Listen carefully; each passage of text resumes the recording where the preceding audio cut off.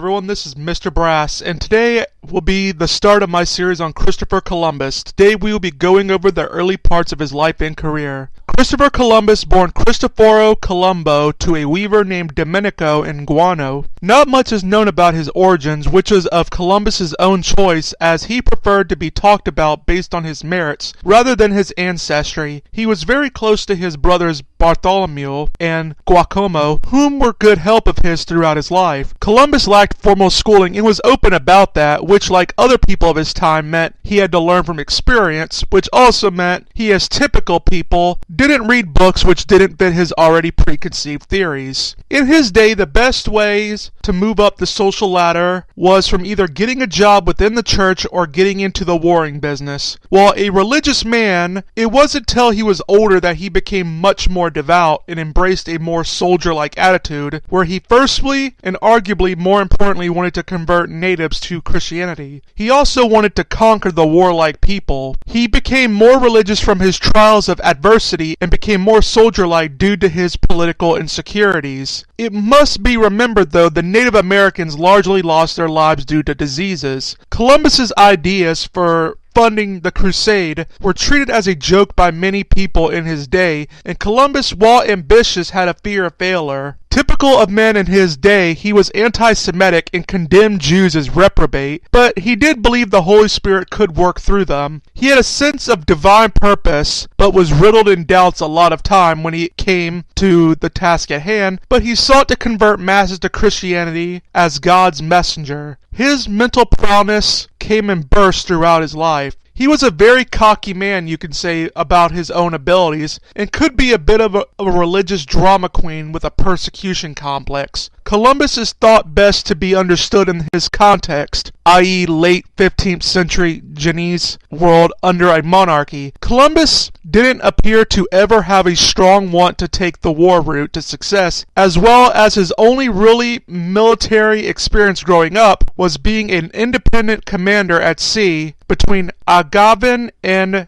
Aragonese conflicts. He would thus take the role as an explorer from his inspiration by the culture the chivalric literature of his day created. In his time, many discoveries were being made, which each one bringing more curiosity than the last, which you can say was also an inspiration for him, as he loved the idea of challenging the wisdom of his day. Columbus's career is documented in the records of his 5 voyages, 4 of which are from a letter he wrote in 1495 to convince the Spanish monarchy of his skills, in which the first was his Tunis trip so he could capture an Aragonese ship at a Tunis harbor. Columbus, being the man he was, likely did exaggerate a lot of things he did so he could make himself look better, as that was his personality. He would begin traveling around the Mediterranean and the Atlantic, telling about the Genoese life with colonization all the way. He would marry a noblewoman named Donna Felipe around 1478. She had loose but important enough connections to the Portuguese monarchy, which meant a lot to Columbus. She'd give him his son Diego before dying. Columbus would travel to the Portuguese trading post of São Jorge de Mana, which was known for its gold. It would likely join the Bristolian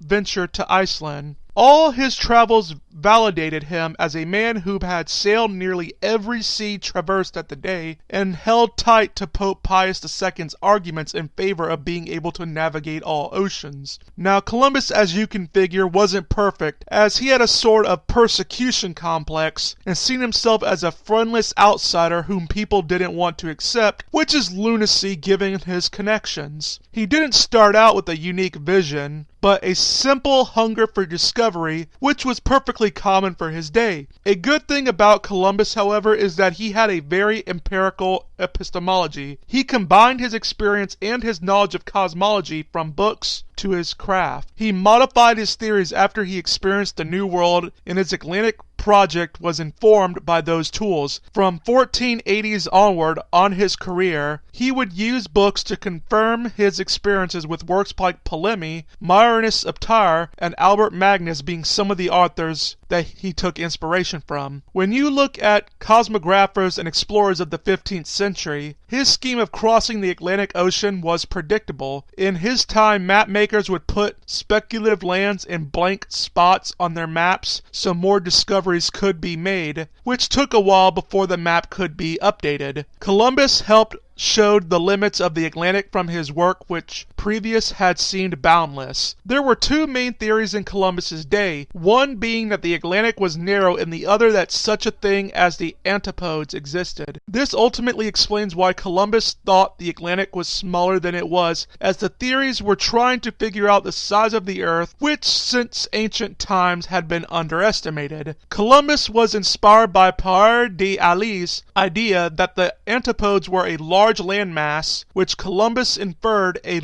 narrow Atlantic from, which he got a lot of his calculations from. He was aware of views of the cosmographer Paleo Toscanelli and thought the Atlantic was a bit large, so he underestimated it. Columbus was obviously mistaken and had made errors, such as he didn't standardize the estimates of Ali. So the ideas of a narrow Atlantic that led to his mistakes were borrowed from Toscanelli and Ali, along with some of the work from the book of Marco Polo. It's thought Columbus had many ideas of where he was going to end up, with Asia, the antipodes, and undiscovered islands being the main ones, as he had embraced exploration for the sake of advancing his social status. A voyage anywhere would do. By the 1480s, he became a geographer and a navigator whom could make good arguments from written authorities for voyages. Columbus made maps in accordance with how Ptolemy did so, while also thinking of himself as great when he thought he had proved that he knew something Ptolemy didn't know. Columbus liked exotic lands and the riches that came from them, which is what attracted him about Asia, along with, of course, the idea that he wanted to discover something no matter where he went. By 1492, what he mainly focused on was finding a short route to the east. Well, that is all for today. This is Mr. Brass saying goodbye and get wise.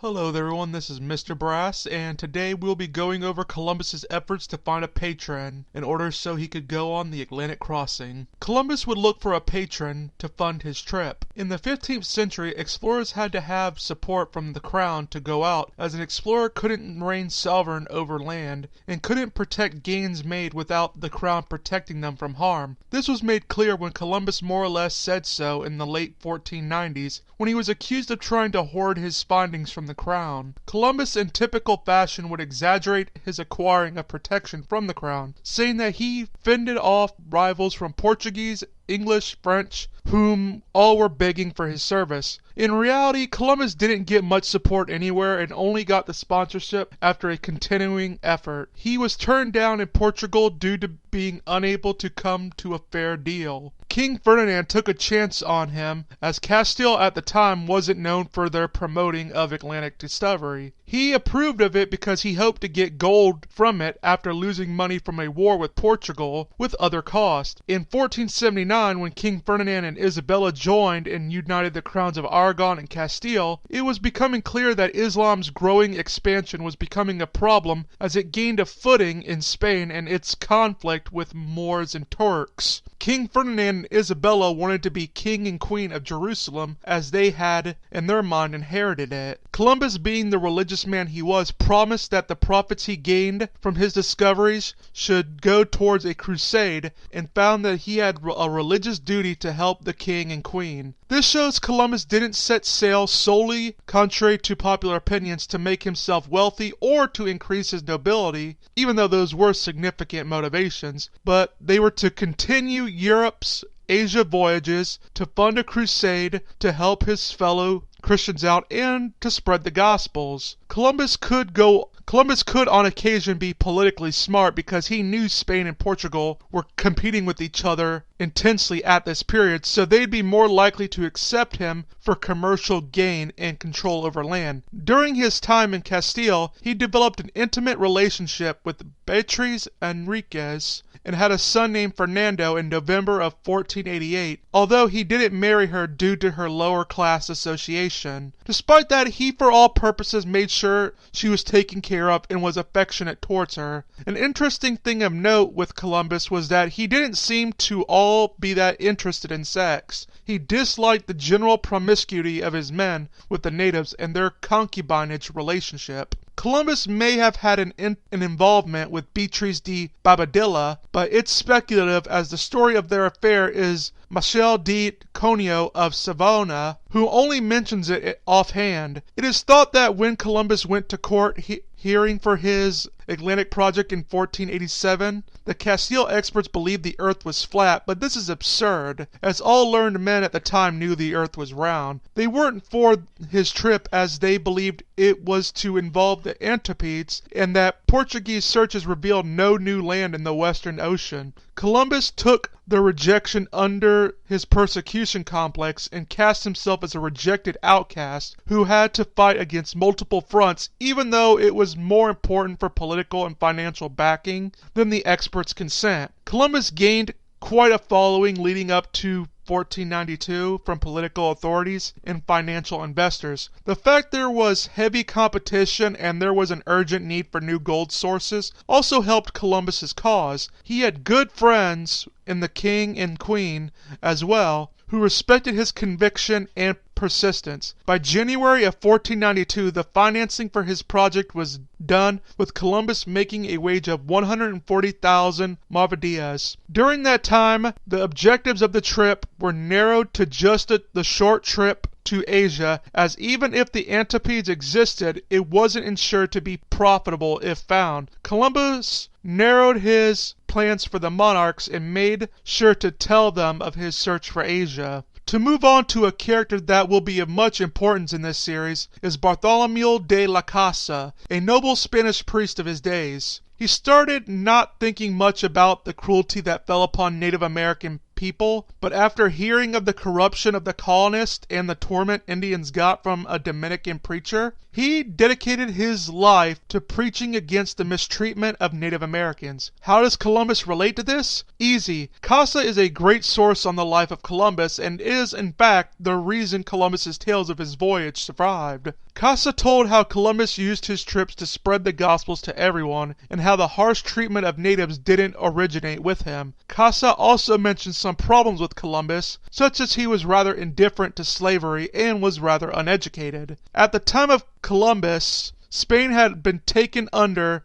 Erasmian humanism, which was very Pauline-based and stressed how all people are God's people, which meant slaves needed to have civil rights. Columbus, like many men of his time, didn't think anything about the morality of slavery, and likely if he did, he probably would have just said, well, they enslave each other, so why can't we as well while converting them? Columbus had at one point captured 500 Indians after a brief war, but they weren't slaves but rather war captives, and they were released soon after. He has used dogs in a war to match the brutality of the natives there. If one must fault Columbus for bad Native American treatment, people should target his politics with them instead, as due to the fact that Columbus was an explorer at heart and not a politician, he made many stupid calls. Columbus's greatest faults came from his politics, as he'd make a series of stupid decisions which in the end would cause harm to the Indians. One such example was making Alonso de Ojeda the leader of the group. Alonso would go on to abuse Indians by doing things like cutting off their ears, even though Columbus had told him beforehand not to hurt them. The food and wine from Spain would run out in Columbus's colonies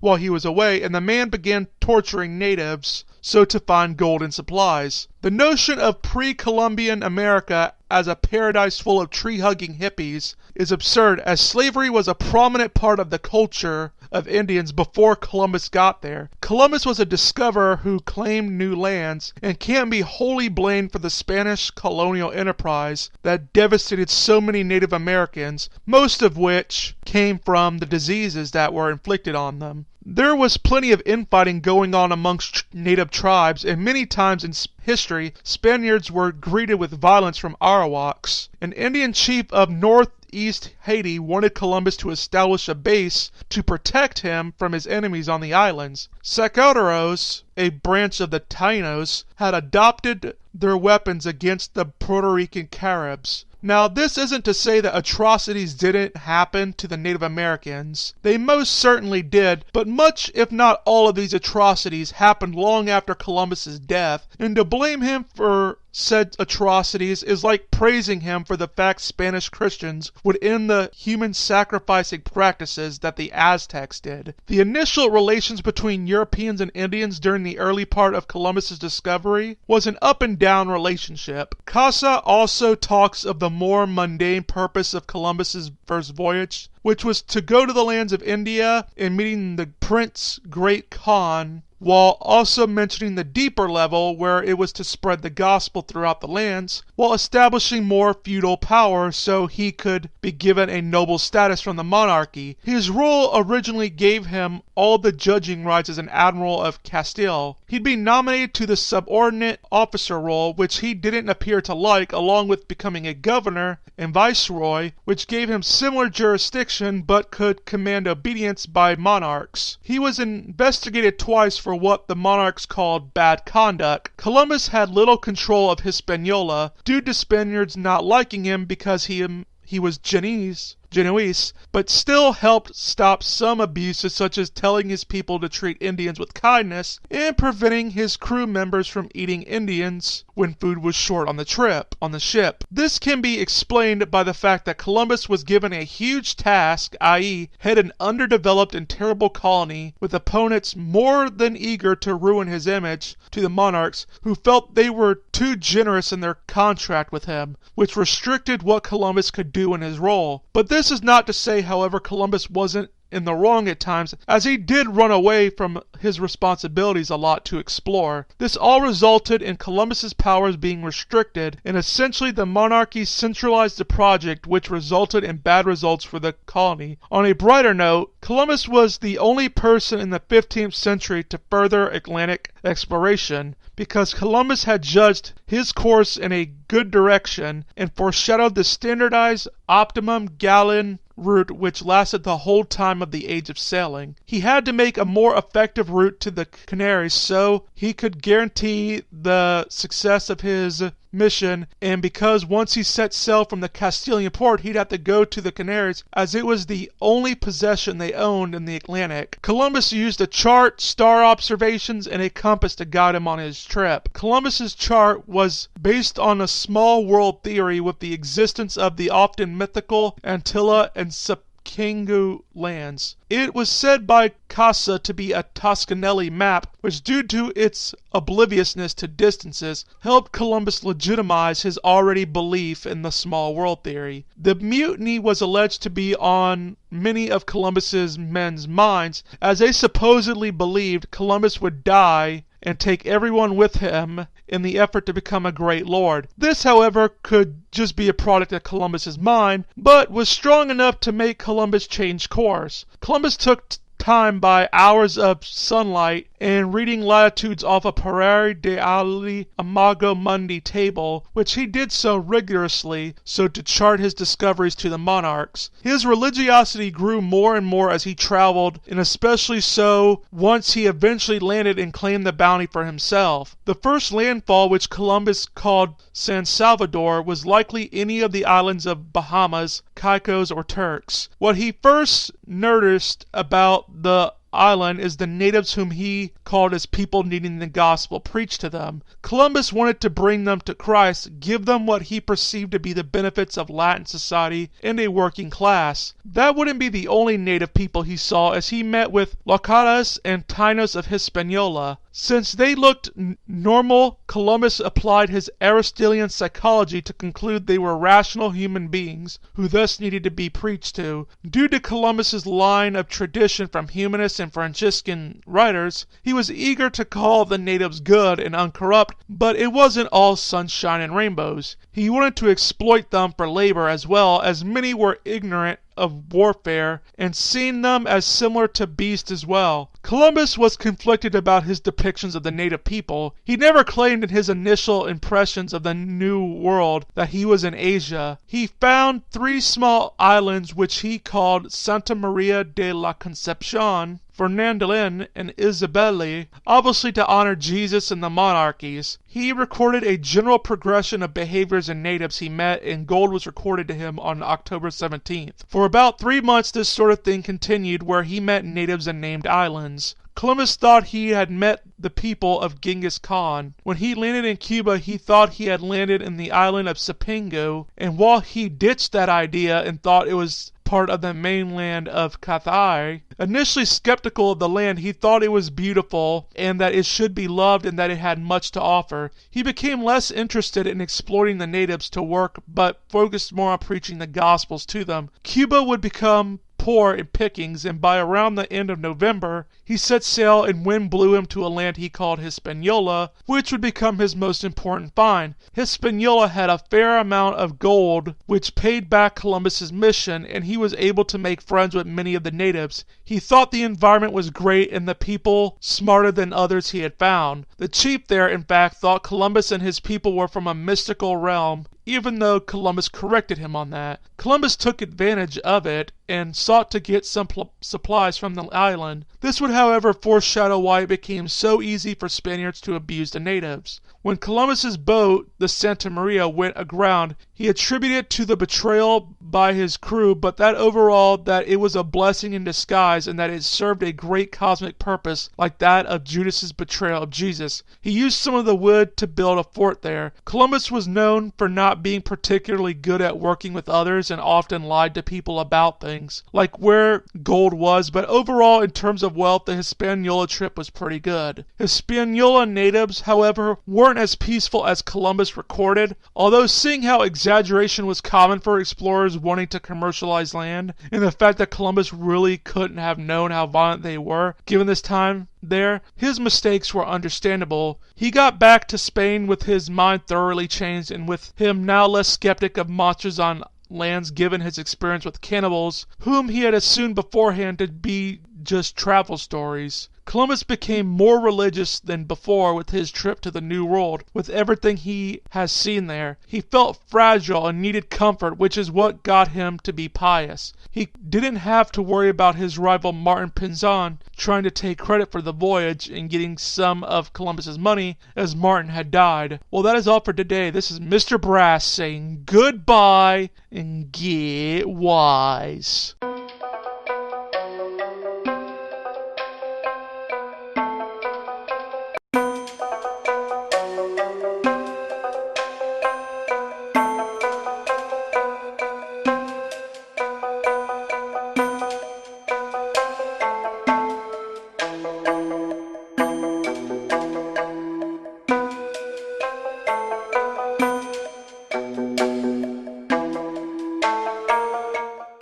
Hello everyone, this is Mr. Brass, and today we will be discussing Columbus's second and third crossing. People often say Columbus discovered America, but even Columbus thought he initially discovered Aztec lands, while also being fine saying it was unknown lands as well. Despite much pressuring from others, he always insisted that he found a western passage to Asia. Many of his opponents said that Columbus just went to known islands, or that he found antipode islands. Columbus had a good following of people who accepted his claims, with the Duke of Ferrara attributing Columbus's success to Toscanelli's theories. King Ferdinand and Isabella were impressed by the gold supply that Columbus found and supported more explorations from him. They followed they allowed Columbus to sit alongside them, and he basically got hero worship for his travel. The new responsibilities that came with his roles resulted from the hero's worship really didn't do well for him. He, however, had his idea for making a line running from north to south of the Azores accepted. Columbus believed the weather to be much better. Isabella was anxious for a chart to be made that established where a line of demarcation fell, and Columbus had promised her he would make a grid map of his route, but he could not nor ever could, as to do so required technical innovation that he didn't have. The second journey of Columbus was more ambitious and bigger than the first, as it was to explore and colonize the Indies. His governance of the Indies would foreshadow much evils like his other colonizing efforts would. The monarchy went all out with supplies and crew for Columbus's trip. In the first landfall to Dominica, Columbus had found the shortest route access across the Atlantic and was following Indian directions to the southeast of the supposedly rich island of Hispaniola. He went straight through the heart of cannibal country with the Caribs, who tortured and ate male war captives while also sexually exploiting the women. Columbus very much was dismayed by this, and it was largely thought the Caribs deserved enslavement for their crimes against natural law. A friend of Columbus and Hispaniola named Gacanargua was injured in battle to a rival chief, and he learned that 39 Christians at Navidad were killed. Columbus was unsure whether to believe that the Caribs were behind it, or that Gacanargua's story about the Christians being killed by a rival tribe due to their atrocities of the land was true. Columbus, like many servants of the Spanish crown, were okay with some of the Indian chiefs and their politics, although they found their ways not to be as good as Christian states. Columbus recognized the truth in the story of the chief. Columbus himself even had to deal with his own men behaving badly, who were snatching women and stealing gold. He issued Gacanargia a more or less apology gift in the form of knives, tin bells, glass beads, etc., which the chief enjoyed and believed himself to be rich from. This restored good relations between the two people. He had to work with a lot of hardships, such as there not being as much good land to colonize as expected, and livestock not being able to adapt being some of the issues that they face. The town of Isabella, which was founded in January of 1494, had the worst of luck. He issued Margaret in Riverside Forest so as to get more gold, which he got native workers for. Columbus had Alonso de Hajeta roam the land for minerals and people involved with the massacre of Christians. Alonso and his men abused the native people, giving capital punishment to a local chief in the process. It was unknown to Columbus how to treat the natives, as they weren't massively converting, not working, and were behaving badly, which isn't what was expected of them when he had first seen them. Enslavement and deportation were seen as just the things to do in the political environment he was in. Although Columbus had violated many policies in his treatment of the Indians, as it made the Indians less likely to convert and become good workers. While he still had hope for Hispaniola, he had to admit he was wrong on several accounts, with the prediction of gold and Indian behaviors being the top of the list. He wanted the Indians to be made servants of the crown and for the land to be brought up to the European standard of living. A war would break out against the natives after Columbus left Isabella near the end of April in 1494. Columbus deemed this period the most stressful part of his life. Only thoughts of helping fellow Christians in the crusade could ease his mind. King Ferdinand and Isabella were against the enslavement of the Indians, like how Columbus did, as they said it wouldn't win them over to Christ with love, and it wouldn't necessarily make them good subjects to them. Indians that Columbus unlawfully enslaved were freed and sent home. Columbus had appeared to fail in his admirable job due to the disease and unlawful slavery that was done. His policy of tribute and punitive action against the Indians ensured they'd endure harsh work. The campaigns Columbus went on in 1494 did great harm to the Indians, although much of the violence done against the natives wasn't Columbus's fault, at least not directly. Many of his policies, while stupid and harmful, weren't intended to do everlasting damage to the natives. The Indians' use of scorched earth policy, along with Columbus's corrupt subordinates, is what made many of the problems. Columbus temporarily stopped some of the bloodsheds with his Spanish fort of the Concepcion de la Vega, which got peace and money from some chiefs. However, this wouldn't last long, as the following year Bartholomew Colon did another bloody campaign. Ferdinand and Isabella issued a judicial inquiry into Columbus in 1495 with the discharge of his offices. Everything had went relatively well, and he was able to restore some peace to the colony. After his judicial inquiry, Columbus's reputation took a hit, with many critics questioning whether he deserved the goods he got from the monarchs. This was a stressful time, as Columbus had worked hard to get what he had. The monarchs would allow Columbus to go on his third voyage in 1498. It was the third voyage and the aftermath of it that really got him hooked into prophecies,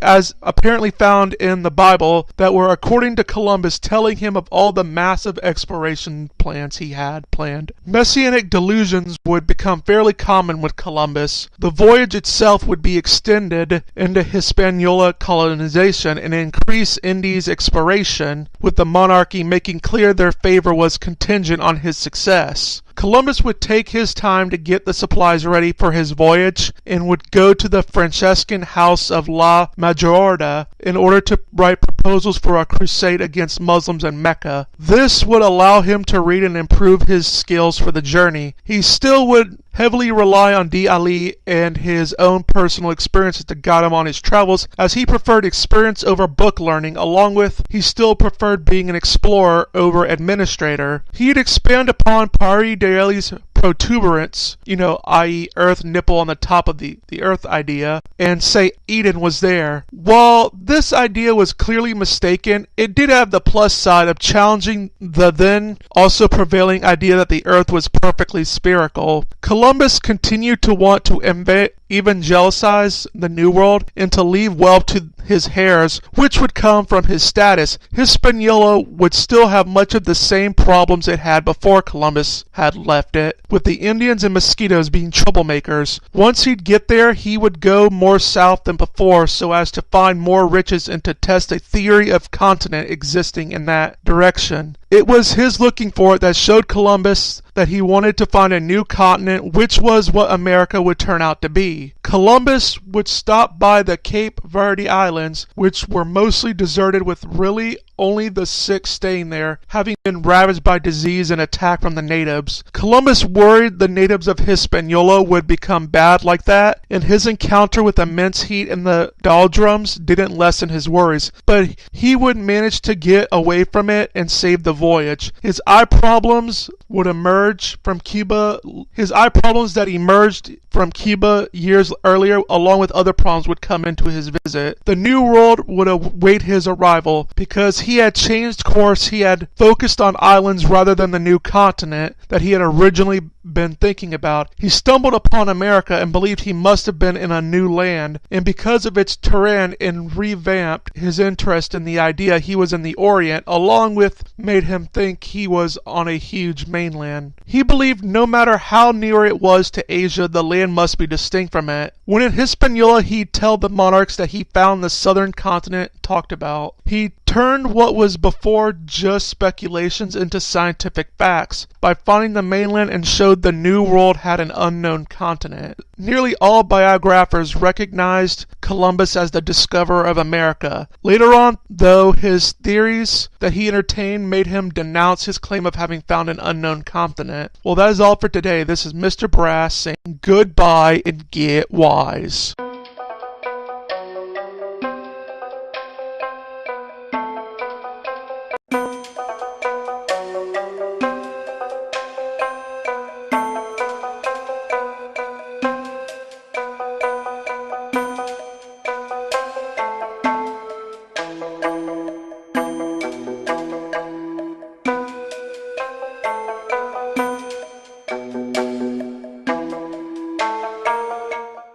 Hello everyone, this is Mr. Brass, and today we will be discussing the harsh time that Columbus went through during his time in Hispaniola and his last crossing. Columbus was a relative failure as a colonist based on the fact that during his 6 to 7 years governing Hispaniola, the objectives were all unachieved and Hispaniola was suffering. This could partially be attributed to Columbus's incompetence and partially just due to the environment. The environment he was left in charge of didn't leave a lot of choices for him. Columbus had many problems with his men as he wanted the men to be committed to Hispaniola like he was and believed that Hispaniola had a lot of potentials. Unfortunately, Columbus found himself to be a party of one in that regard, as it was clear most of the men he brought to the New World didn't have the same goals and hold to the same principles as he did. He had exaggerated the beauty of Hispaniola and didn't tell the people just how hostile the land was. Columbus's Genocidal trading establishment model that he colonized on was only good if Hispaniola was to be treated as a less than permanent stay, which it wasn't, which led to massive problems such as it was expected the colony would deal in low-range exchange of high-value products. Having many laborers wouldn't be required as Indians were sufficient enough in numbers and adaptability to do the work. Things didn't go as planned though. The monarchy wanted a more agrarian society that socialized the people more and wanted sugar production to be revamped. The land would be divided amongst the colonists. The monarchy wanted the Indians to be treated with respect so they would willingly come to Catholicism. Columbus did share this mindset though and wanted to convert the Indians and set friars to the New World to correct the men on the bad behaviors they were exhibiting. Since natives were said to be under the crown, they couldn't be made into slaves unless they were war captives or they violated natural law through practices such as cannibalism. This was done so as not to get in the way of conversions. Columbus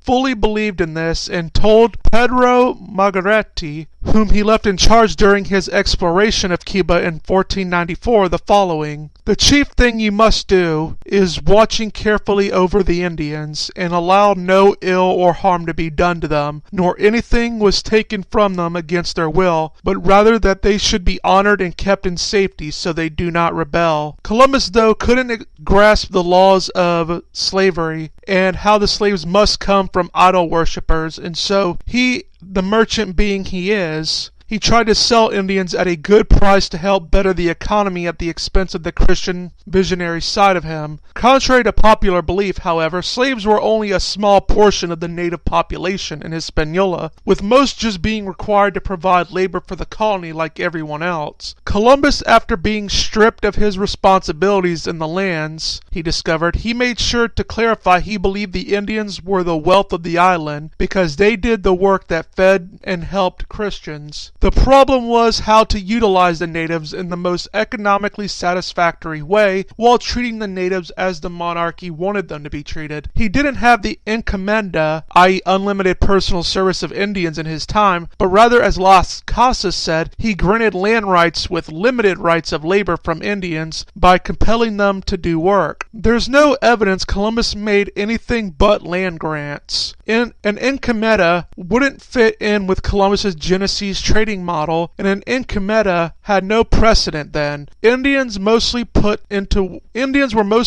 into work bands and not allowed to Spaniards individually. Casa, despite mentioning Columbus's abuse of slaves and the campaigns of 1494 to 1496, never blamed Columbus for the corrupt encomienda system. Columbus more or less just looked on in indifference as the sort of encomienda system came about naturally. The fraternization of natives by the colonists may be where the encomienda system came from, and later governors, Columbus included, merely just rubber stamped it. Columbus, as a colonial administrator, more or less was overwhelmed by problems that exceeded his power, so that he chose to be a passive force and only really imposed his will, like with slave trade, because he felt there was no other option available. In August of 1498, when he arrived back at the island, the rebellion had gotten worse, and that was partially his fault for the reinforcements he set in. Rebellions were caused over disappointment in the island and the rule that Columbus's brothers put in place. While Columbus did try to make things better, things got worse as Alonso de Hojeta in 1499 got a license to look for pearls that Columbus had reported, and he started killing people as he traced Columbus's route before landing in Hispaniola trying to overthrow Columbus. Columbus sent his man rolled in against him, who eventually bought off Alonso, and Columbus had to kill a man named Adrian de Mexica, who challenged his power. Columbus would have a spiritual experience in 1499, which made him try to take some control over the situation, which he admitted showed a failure of administration on his part. He defeated rebels and Indians in the process. The monarchy appointed both Juan de Fonseca and Francisco de Bobadilla to admiral and judicial roles to provide more counterweight to Columbus. Francisco didn't like Columbus as he thought Columbus had not done a good job and didn't like Columbus'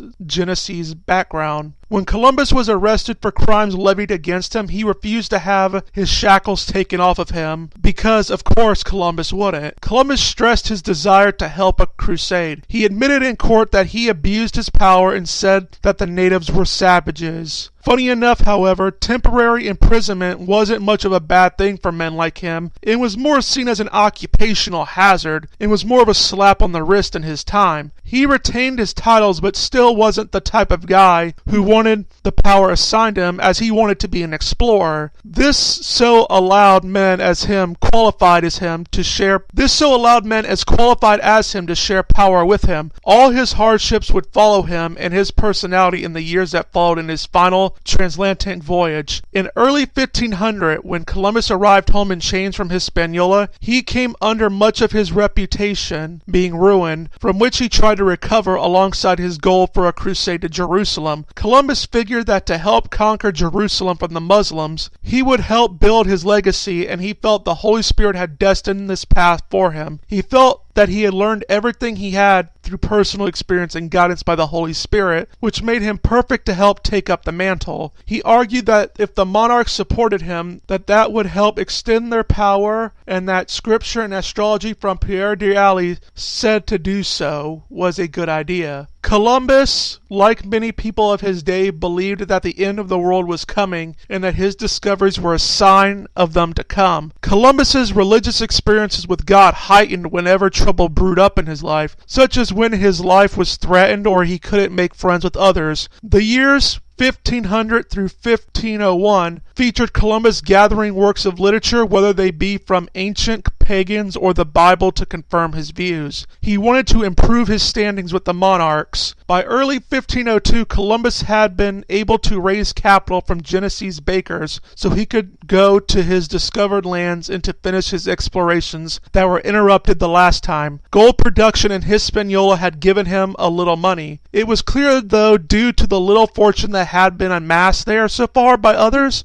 who traveled, that would mean he'd have to travel farther west and north, which Columbus took to mean he could further his achievements. With the monarchy appointing Don Nicolas de Ovando in charge of Hispaniola government, Columbus could be more controlled, and so he traveled off to make a further voyage across the ocean sea. His promise to help relieve Genoa's taxation through his revenues won him much favor. Columbus on his voyage sought to extend Parra's coastal survey well to the north, which would allow the scouting for the route to Asia. Despite Columbus's excitement to reverse his fortune, the voyage would be a massive failure, with malaria, attacks by hostile Indians of the Panama coast, being abandoned in Jamaica, along with being massively underfed, all being his future problems. He scarcely got a good wind in his whole journey. In spite of being told not to break his journey in Hispaniola and disturb the governance there, Columbus still felt he had the duty to do so, as he wanted to see how Hispaniola was doing, seeing how attached he was to it. In Columbus's defense, however, he wasn't given much of a choice, seeing how Santo Domingo was the only permanent port on the far side of the Atlantic Ocean, which meant a stop in Hispaniola was sort of a requirement when a hurricane was coming. Ovando would angrily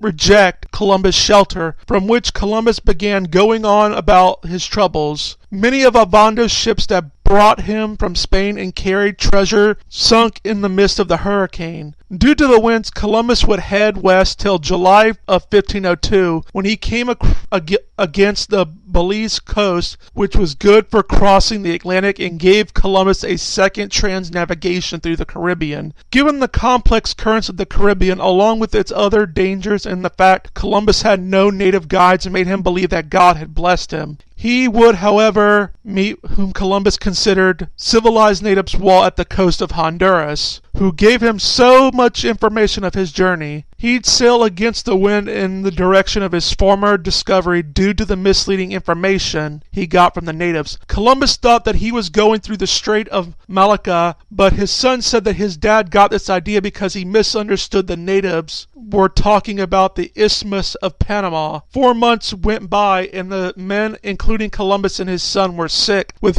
Columbus coming close to death. In October of 1502, Columbus would reach a goal destination, i.e. the province of Veragua, in which he thought he had hit a major profit, although fever and many hardships struck before he could make said conquest possible. Veragua, while not being a total waste, wasn't much of a reward. The Guaymas Indians appeared nice and seemed willing to trade, but the harsh waters made it hard to get at much of the gold, and relations with said Indians became harsh over time. Columbus was essentially stuck with no home on shore and no way to escape by sea as their ships were being eaten by termites. It is unsurprising in this sort of trauma Columbus turned to God and sort of committed treason against the monarchy in his speeches, as he claimed he got his divine authority from God, which was something only a king could say then. He very much considered himself a sort of Job character. Columbus claimed he wasn't getting the rewards he was promised by the monarchies. He later recovered and helped his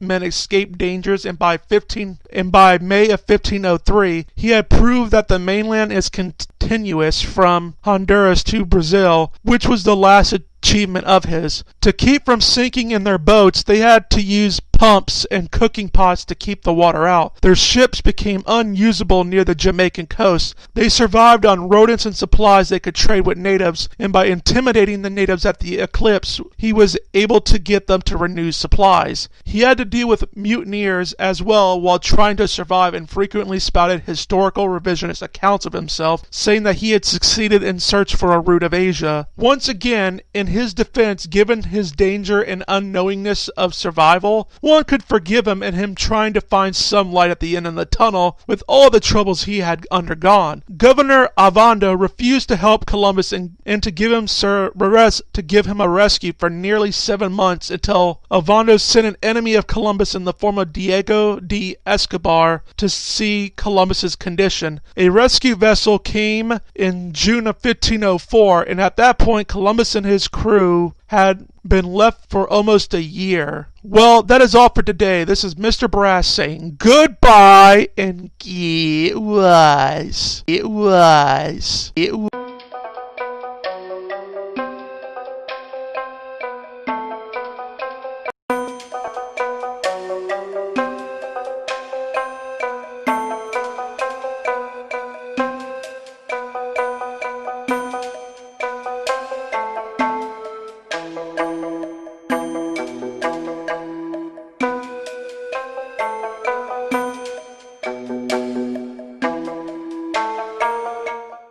Hello everyone, this is Mr. Brass, and today we will be discussing the harsh time Columbus has seen in his time in Hispaniola and in his crossing. While Columbus was in Jamaica, Queen Isabella's health was in decline as she grew more and more weak by the day, till she eventually died on November 26, 1504. Columbus was close to her and did mourn her death, and did wish the king well. Columbus began writing as if he wanted to be the governor of Hispaniola again, by writing plans for the colony, but as his own health began to decline, and he realized he already had the wealth he needed, that want faded. He'd have his kids handle his affairs in regard to the revenue he was promised for his trips. While Columbus worried that the king was being hostile and depriving his son of his inheritance, it turned out the waiting game was standard practice at the time for petitioners, and compared to other people, Columbus's family was actually getting good treatment. He gave his son Diego a 50,000 maravedis a year pension, a good wife, and fulfilled Columbus's wish of having his son be governor of Hispaniola as he was. It was in terms of pensionary rewards that King Ferdinand was unwilling to give Columbus what Columbus believed he deserved, as the two disagreed on what was owed. In his last years he wrote of the highlights of his life and people he loved and the things he accomplished. Very typical of a dying man. He died on May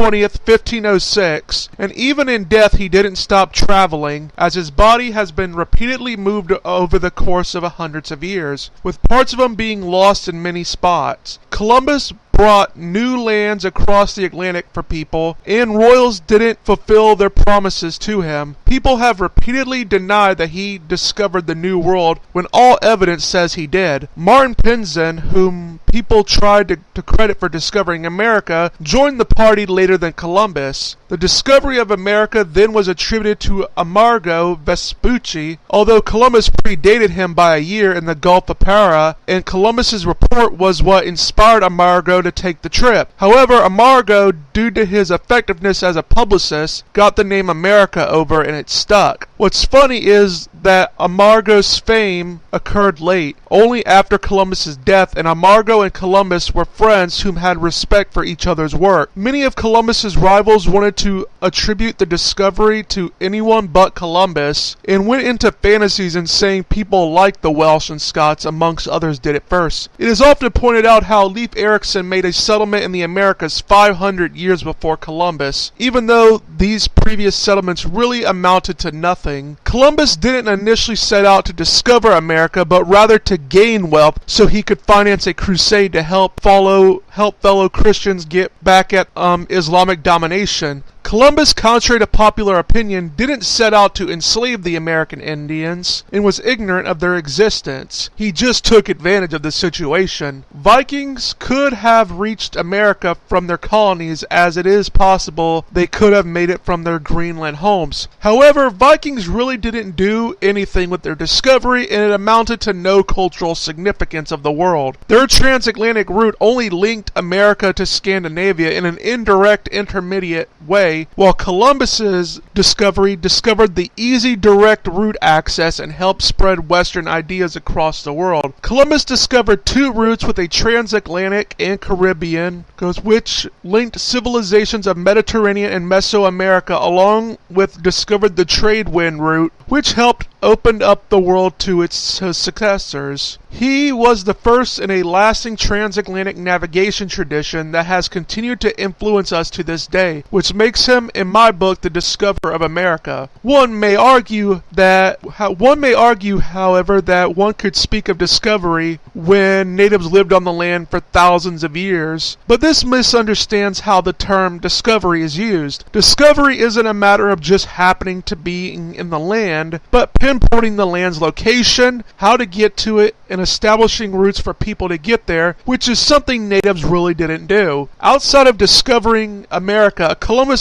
also, as an explorer, decoded the Atlantic wind systems, demonstrated the continental nature of parts of South and Central America, helped map Atlantic and the New World, etc. Columbus knew he wasn't smart and used that fact to revel in correcting mistakes of the perceived wise ones of his day. While Columbus's religious beliefs were very important to him, he really didn't practice it much, as his charity work was mostly limited to events in his home, and he attended few religious banquets. Now, this is not, of course, to say that Columbus was by any means perfect. He disregarded Indians, was a drama queen with a persecution complex, couldn't keep friends due to his behaviors, and at times verged on insanity through his travels. He didn't embrace adversity and craved exploration to prove himself more than actual wealth and fame, although those of course helped. Columbus, by this, however, was very much saddened because he always longed for more than what he had had. Well, that is all for today. This is Mr. Brass saying goodbye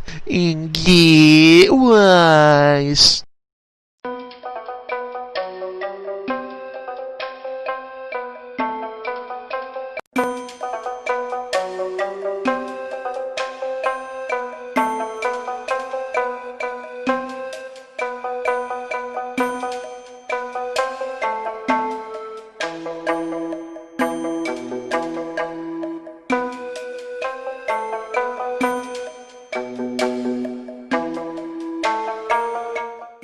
Hello everyone, this is Mr. Brass, and today is the last video on the Columbus. I'll be going over the heat Columbus gets in the media and its history. Now, Columbus has had his critics and appraisers since he was alive. Much of the appraise and critique Columbus got can be attributed to the way he carried himself in his hard-headed and emotional way. But mere critiques of him doesn't seem to be what people are going for, as they seem to be a lynch mob that want to discredit a long-since dead man.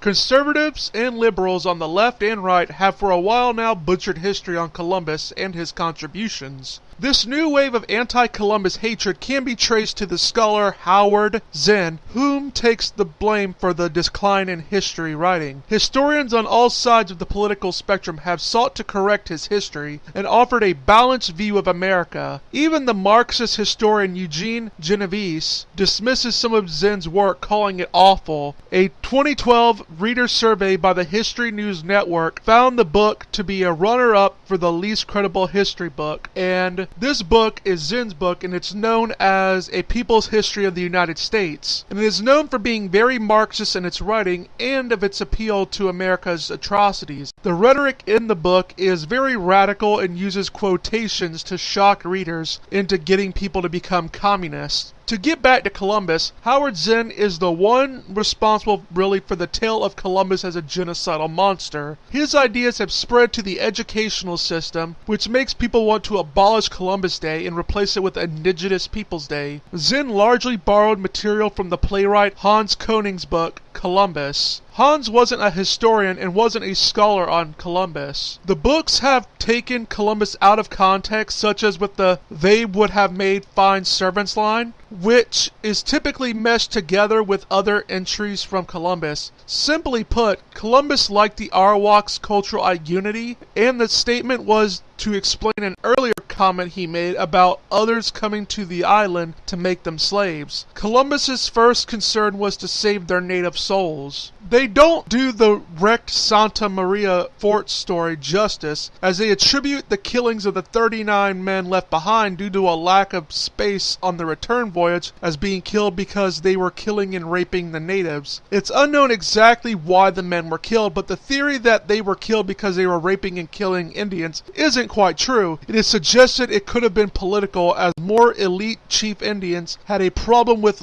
lower level chief Indians having a bunch of well-armed Europeans with them, and it's also possible that it was due to the natives' mythology. Spaniards were thought by the people to be mythical beings that consumed human flesh. A thing to remember about Bartholomew de la Casa is that he had a habit of being very bombastic, and his works are where a lot of negative criticism of Spain comes from. He could over-exaggerate things in his pursuit of helping improve native lives. As such, he tended to focus on the abuses that happened early on in the 1510s to 20s time frame, while ignoring the laws, peace treaties, and government action that came about in the 1530s. Zinn and others tell false tales of the Tano people and their deaths. It is unknown exactly how many Tanos died. Casa did criticize Columbus and said that he didn't do a good job with policies which led to the abuses, but overall said that the atrocities happened after the Columbus. Overall, as my other series all go into, this is all about showing how misinformation about history can become widespread and become a part of the culture. I hope my series has helped people come to a better understanding of Columbus and his life. Well, that is all for today. This is Mr. Brass saying goodbye